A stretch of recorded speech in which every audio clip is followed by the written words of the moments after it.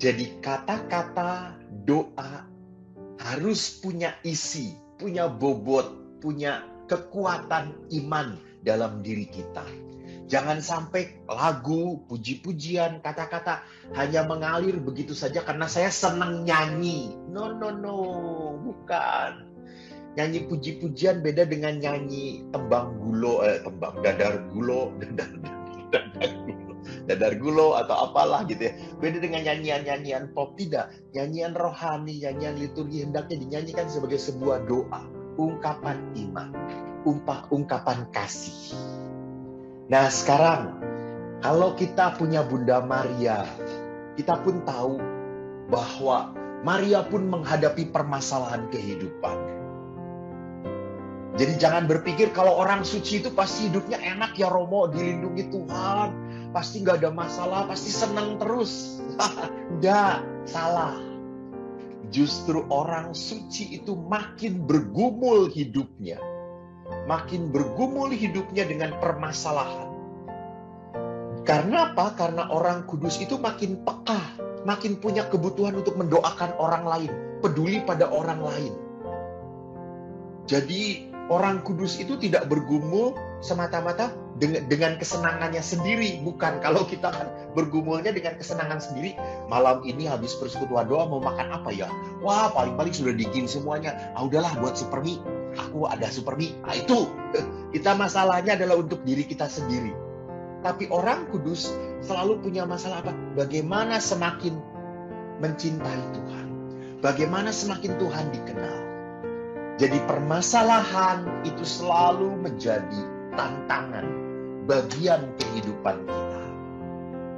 Jadi kalau Bapak Ibu punya masalah, tolong jangan takut. Berarti Anda masih normal, Anda masih hidup. Anda masih punya, aduh Romo, masalah saya itu tidak berhenti-berhenti. Betul, berarti hidup Anda belum berhenti. Karena kalau Anda berhenti punya masalah, berarti Anda berhenti hidup. Gitu ya. Jadi kalau Anda berhenti punya masalah, berarti Anda tidak punya pikiran lagi. Berarti Anda sudah agak-agak miring utaknya. Karena tidak punya masalah. Gitu. Kan orang-orang yang utaknya miring itu kan tidak punya masalah. Nah sekarang bagaimana dalam kehidupan pun kita dihadapin dengan tantangan zaman. Wah, di dalam kehidupan kita ditantang kehidupan beriman kita. Kita ditantang oleh apa? Oleh kenyamanan. Orang sekarang itu cari nyaman. Susah sekali cari orang-orang yang mau konsisten melayani Tuhan. Susah sekali Romo kalau untuk mencari ketua lingkungan. Nah, betul. Karena orang itu lebih senang, udahlah saya mah jadi umat biasa saja. Sudah jadi biasa-biasa saja. Saya nggak bisa tampil. Nah, memang kalau menjadi umat biasa-biasa saja itu gampang. Nggak ada resikonya. Kalau memimpin menjadi ketua lingkungan, itu banyak resikonya. Banyak sakit hatinya. Ini tantangan. Lalu tantangan dunia sekarang juga serba cepat. Itu tadi mie instan, semuanya ingin cepat. Gitu. Dalam bahasa Sunda tuh pok, sok. Baru ngomong langsung ada. Jadi sama kita pun menghadapi masalah juga ingin cepat selesai. Mbok, masalah ini cepat selesai supaya apa? Supaya saya senang. Mbok, semoga kan kalau ada doa novena itu kan doa novenanya ada apa namanya? Ada permohonan. Semoga permasalahan kami cepat dituntaskan oleh Tuhan. Saya tuh suka ketawa dengan permohonan seperti itu. Yang punya masalah kamu, yang membuat masalah kamu, kok Tuhan yang suruh membereskan. Aneh sekali, wonggi gitu ya, manusia itu suka aneh. Jadi perlihatkan supaya cepat dapat jodoh. Cepat-cepat dapat jodoh malah cepat juga cerainya gitu. Jadi kita selalu ingin cepat. Kita tidak mau menghargai proses. Sama, kita juga sudah melukai orang lain. Ayo kamu cepat-cepat harus bisa memaafkan saya. Yesus juga ngomong, maafkan harus 70 kali 7 kali gitu. Ya kamu bisa ngomong seperti itu karena kamu bukan orang yang disakiti. Kalau kamu orang yang disakiti, nggak bisa cepat memaafkan. Tahu namanya manusia kok. Gitu ya. Butuh proses, butuh waktu. Ini tantangan dalam kehidupan kita. Ada tantangan gap lagi, gap antara orang tua dengan anak. Waduh, anak itu makin lama makin susah dimengerti, susah diberitahu, susah diatur. Itu. Jadi zaman sekarang itu orang tua hubungan dengan anak makin menjauh.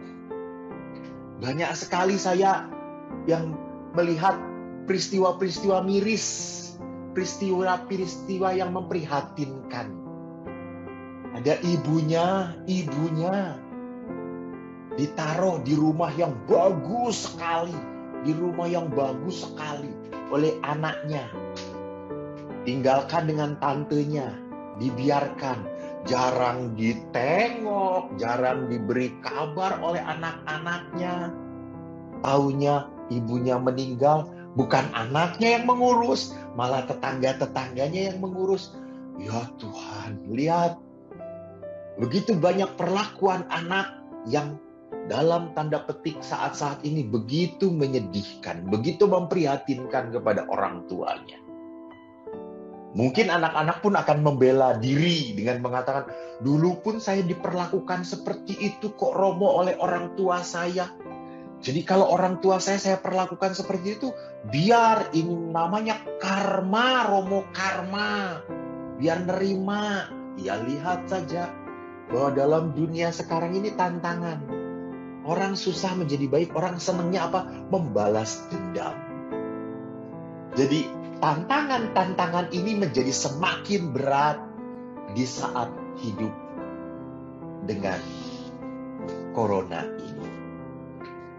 Jadi tantangan di dunia tahun 2020 mulai semenjak Maret ya kalau tidak salah. Maret itu sama sekali diblok. Kita langsung social distancing, work from home, lockdown. Dan Anda lihat Maret sampai dengan bulan ini, semua kondisi semakin menurun.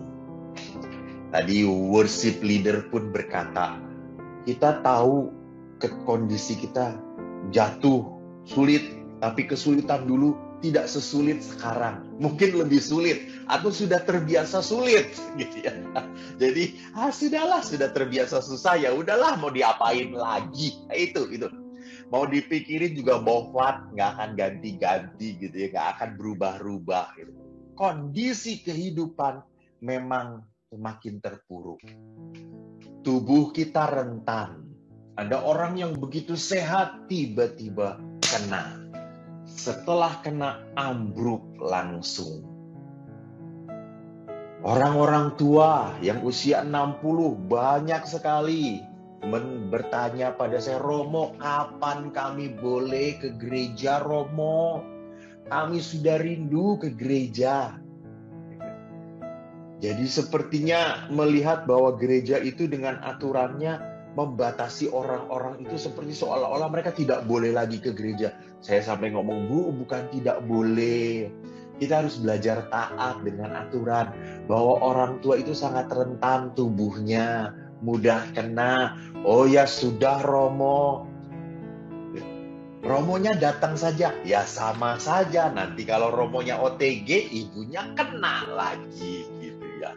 Jadi lihat di dalam situasi seperti ini tidak hanya tubuh yang hancur, drop, jiwa kita pun drop. Pikiran kita penuh dengan ketakutan. Perasaan kita tidak genah kemana-mana. Bosen. Di rumah terus. Ngapain di rumah terus?